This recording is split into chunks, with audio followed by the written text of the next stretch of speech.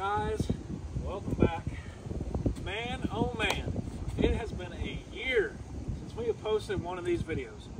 Welcome back to Tank Chats. I believe this. Alright, so welcome to episode 27 of Tank Chats, you guys. I know it's been a long time, took a big hiatus there. It's been over a year since our last video. So welcome to episode 27. You guys, I'm so excited to show you the T30 Heavy Tank today. Without further ado, we're going to get right into it. Alright, so hopping into the history of this vehicle, guys. Sorry about the wind. There's a storm in the room right now.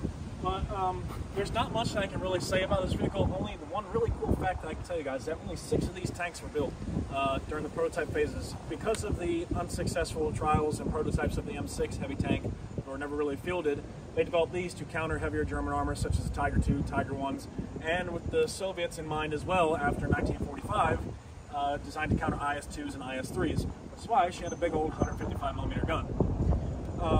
So, history on it. So this is actually, there were 6 of these built, and this happens to be vehicle number 6. So this was the last one produced. They're made by Pullman Car Company. All right, so these vehicles were produced by Steel Press Car Company and Detroit Arsenal. So that's where the ones who were built these. Like I said, there are only 6 of these built. This happens to be tank number 6. There's really not much other history to these vehicles. They never saw active combat service. They were in trials for a couple weeks actually at Aberdeen Proving Ground, where they proved fairly well. And one of these vehicles actually drove over 270 kilometers when they dropped it off to a fort in Canada, actually, that the U.S. is using as a training ground. So that's kind of the history behind these vehicles. They didn't see any combat service, but they were purely prototype phase. So with that, we're going to hop into the tour of the vehicle.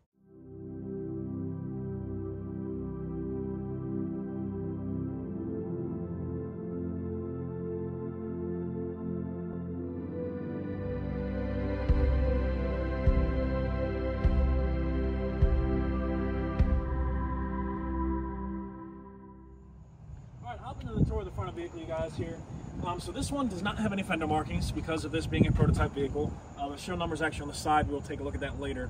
Like I said, this is vehicle number 6. You got your iron bolt lifting plugs right here for railroad operations. You got your front headlights. You got your blackout markers with the brush guard right here, and fender pieces connect the fender to the side of the vehicle.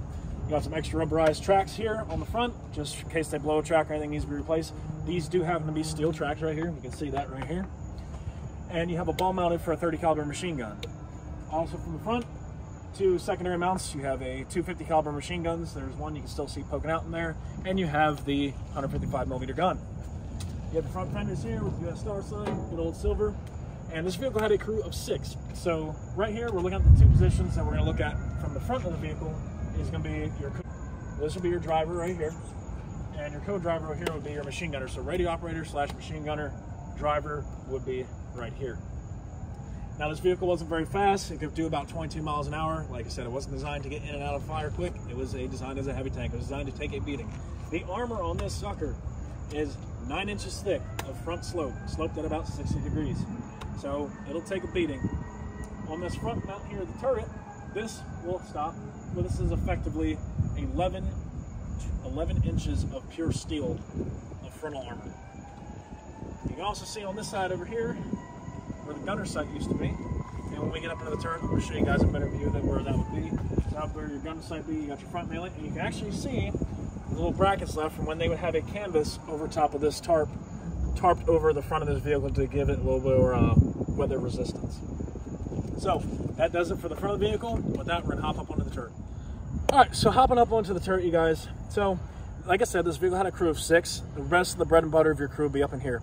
2 were down the hall all alone, and the other 4 would be in this turret right here. So interestingly enough, right here, as I showed you guys earlier, down there, that's where your gunner sight would be. And right here, flip this up, this is the gunner sight periscope right here. So this would be the gunner's periscope. He would sit right here, directly in front of the secondary loader and the commander. The commander's hatch is right here. He would be placed here, and this will be your commander. He's got his vision slits right here with bullet resistance glass, quote unquote. You got ventilation exhaust here. Got commo wires back here for where you will plug in your commo.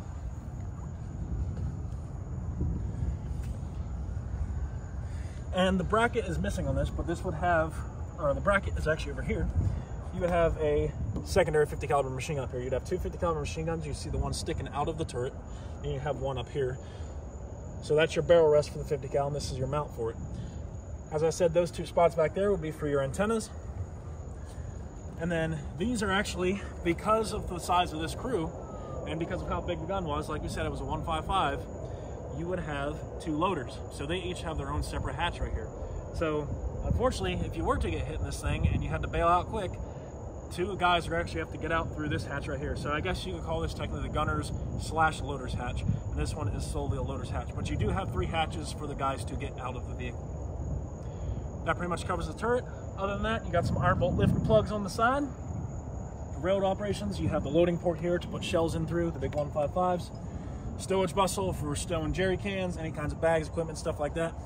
And you have extra barrel mounts back here for you to put extra 50 cal barrels in the back right here.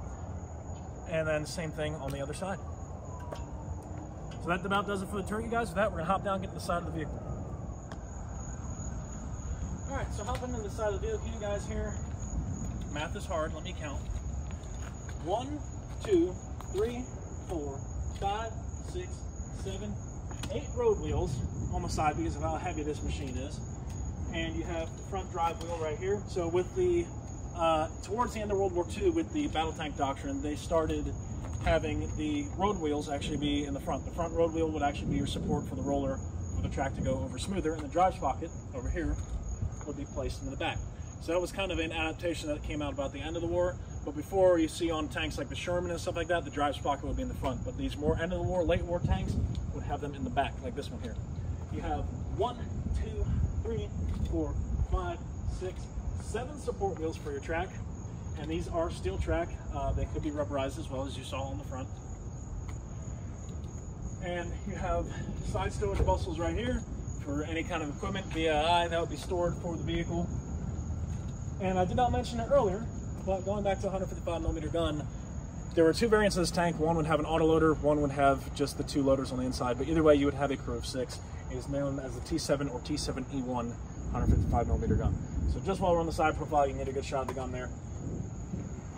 So this was a torsion bar suspension system. You can see the torsion bars down here. These individually bumped and rotated as they went over objects and could cross trenches. And on this bad boy, you got big old exhaust right here for diesel fumes and stuff like that. Spit that bad boy out. And you got your stowage bustles and side racks, all of that on the side. So that does it for the side of the vehicle, you guys. We'll hop into the back. All right, hopping in the back of the vehicle, you guys here. So obviously she's a big girl. She needs a big engine. So she had the Continental AV179 5A V12 air-cooled turbine engine, gasoline engine. So this would power this baby actually up to, earlier I said incorrectly, this would get this up to almost 30 miles an hour, about 27 on road speed, 22 off-road. So your average speed's between 23 to 26 miles per hour. Here you got your rear exhaust, 2 slits for your rear exhaust. You have the engine deck right here. Big old bracket for when you wanted to go in travel lock. You'd spin the turret around, put the gun in travel lock, and that way it would make it easier for the vehicle to move or be stored on a train or move for rail operations or something like that. Here, you have your blackout markers, blackout drive lights, right here. Right back here, this one is missing it, but you would have a tow pencil back here for towing other vehicles. You'd have a steel cable wrapped around the back or somewhere on the turret or on the vehicle for towing operations. And you have more iron bolt lifting plugs down here that would be used for railroad operations or on a ship. And then right here, you have extra panel sources to the engine. So you can get to it from the top and in from the bottom. You have rear fenders here. Like I said, there are no markings on this one except the good old American Silver Star because this was a prototype vehicle. This was only number 6 of 6 built. So that pretty much does it for the back, you guys. With that, we're gonna hop to the front of the vehicle and do the closeout of this video. All right, guys, thank you for tuning in to episode number 27 of Tank Chats. Today we took a look at the Heavy Tank T30 track. I really enjoyed bringing this one to you guys. Like I said, this one is only 1 of 6 produced. This happened to be the last vehicle produced. So you were looking at the last example of the T30 prototype tank. Let that sink in. You guys have a blessed day. I'll see you in the next one.